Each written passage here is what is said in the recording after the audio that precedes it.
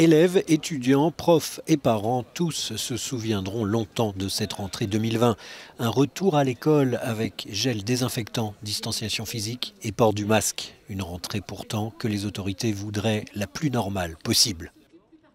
Le virus est toujours là et qu'il faut vous protéger. Donc je compte beaucoup sur vous dès demain matin pour appliquer les gestes barrières, le port du masque et tout le reste. Et aussi pour suivre ce que vos professeurs vous diront. Et je veux vraiment remercier l'ensemble de vos professeurs, tous les enseignants de France, pour leur mobilisation à cet égard, en plus de tout le reste.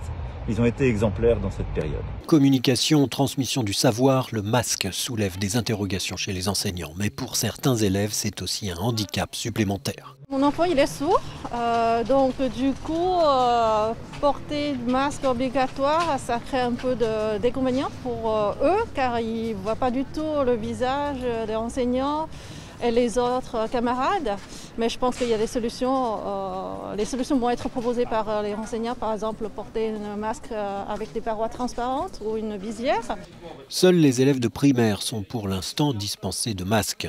Ce mardi, tous les établissements ont ouvert normalement, mais des mesures de protection plus strictes ne sont pas à exclure dans les semaines qui viennent.